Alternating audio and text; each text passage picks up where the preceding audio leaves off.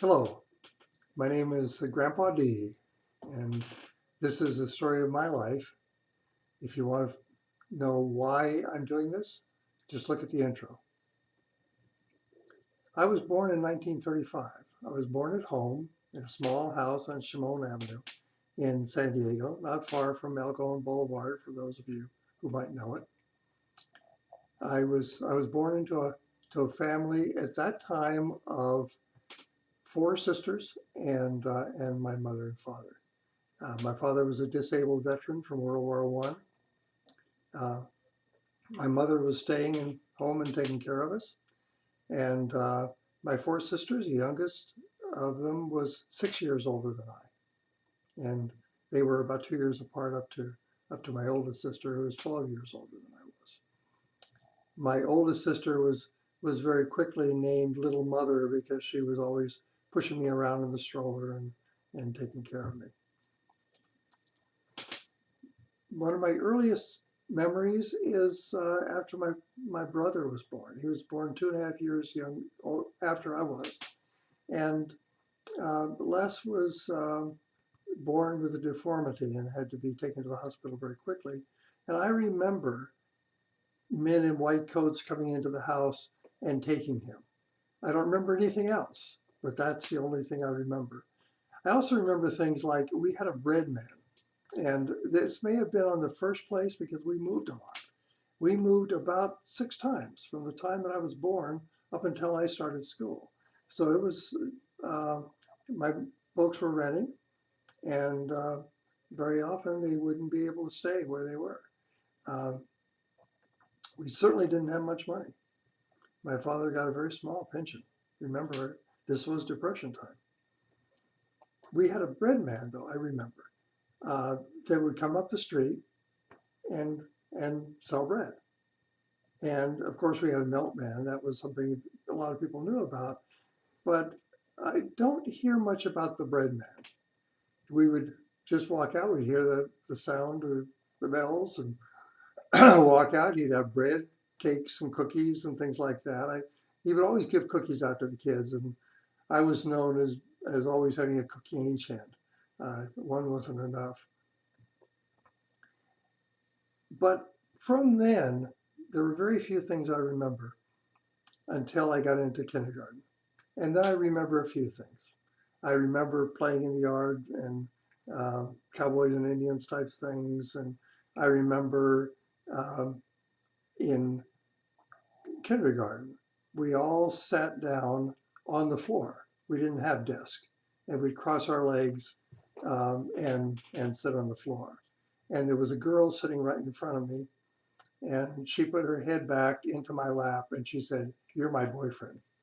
And I believed her. And after that, I was her boyfriend for the rest of the year. We'd hold hands and walk around and talk about getting married and that kind of stuff, the usual things that we remember. And another thing I remember was playing in the backyard of this house. It was on, at that time when I was in kindergarten and part of the first grade, it was on Holly Boulevard in San Diego, which is near Adams Avenue. For those of you who know that area, and in the backyard, we didn't have grass. Of course, San Diego, it's hard to have grass because you don't get enough rain. And there were some stones and other things. And I was playing out in back and lifted up a rock. And under the rock, in my view, was a real monster. It had pinchers, big pinchers. It was a scorpion, but I didn't know it at the time. I didn't know what it was, and I went running and screaming in. I didn't realize the tail was the important thing. I was thinking about those big pinchers. I was afraid it would get me. Then I remember some other little things about that time. Um, Not a whole lot, but it there wasn't much until I started the first grade. Then I remember a little bit more. I remember my teacher, Mrs. Black, who was great. Um, I remember um, the um, again uh, playing dodgeball and things like that with the kids, which I was always pretty awful at. And that's up until the time that we started, the World War II started. That happened when I was in the first grade. And I'll tell you a little bit about how that happened to us and in my mind. It was in December, of course, in December 1941. And my folks decided to take us on a picnic. Balboa Park is fantastic in San Diego. December very often was a wonderful month, and we had bright skies, and the temperature I suspect was in the 70s because it almost always was. We went with some friends, and I'll call these friends Mr. and Mrs. Smith. I sort of remember the name, but it's not exact, so I'll call them Smith. And they had a portable radio. Not many people had portable radios in those days because they were still with tubes. There were no transistors yet that were used. And so the batteries had to be big and the radios had to be big. And they were expensive. So they happened to have one. And we were sitting on a blanket in Balboa Park listening to music when an interruption came across the radio and interrupt this broadcast for this special news broadcast. And it was that the Japanese had bombed Pearl Harbor.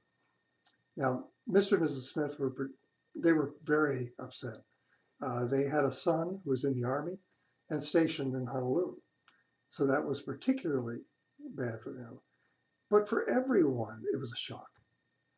I remember people standing around our blanket because we had a radio, and there were a number of other radios around, but it wasn't a general thing. There were just a few.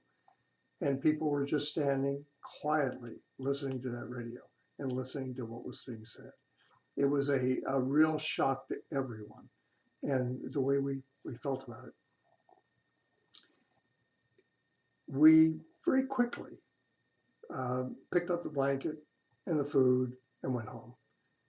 There wasn't, certainly the Smiths were very concerned trying to locate their son, find out if he was okay. And nobody really felt like a picnic. It was just a matter of, let's get back and listen to the radio and see what happened. And of course, the following day, we listened to Franklin Delano Roosevelt when he gave the famous speech, "A Day That Will Live in Infamy." With that kind of a leader, I think it made it a lot easier for everybody.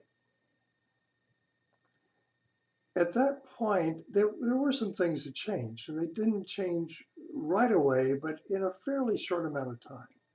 As I said, my father was a disabled veteran. My mother couldn't find work.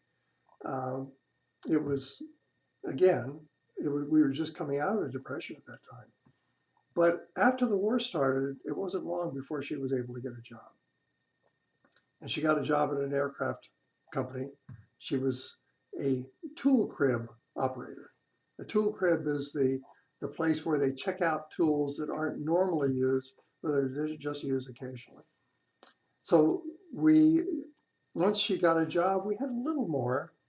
And then my folks decided to move again and moved into another house, a bigger house, and one with a backyard with chickens and a little bit of more room. It was on El Cajon Boulevard. It's not there anymore. There are apartments there now, but it was a place that gave us a little more room to get around. Now, I was still in the first grade. They didn't want to change me from the school I was going to. And my sister was in the sixth, my youngest sister, Irene, was in the sixth grade. So she and I would get up in the morning and she would take me and we'd get on a bus, a city bus, and go down El Cajon Boulevard and walk across from there over to Adams Avenue, over to the school that we went to. Did that for the rest of the first grade. I remember quite a bit about that location, about the El Cajon Boulevard house that we were in. Behind it was nothing but scrub brush. And so there was a long way we could go. And these were the days when the parents would put the kids out and say, go play, and we'd go play. And we'd go wherever we wanted to, down into the scrub brush if we felt like it.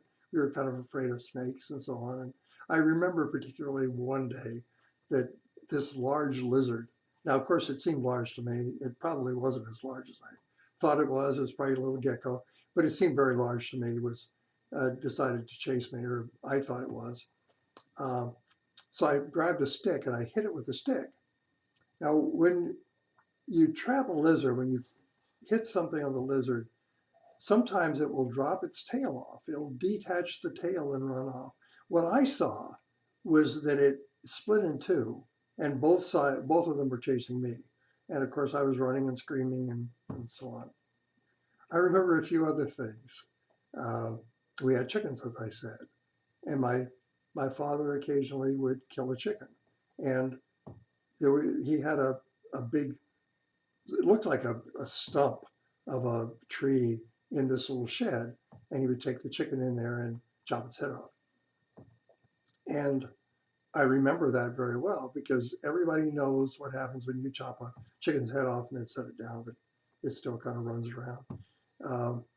And then my sisters had the job of putting it in boiling water, getting all the feathers out and having it for dinner. I remember the dog we got at that time. His name was Boots, the dog we kept for a long time.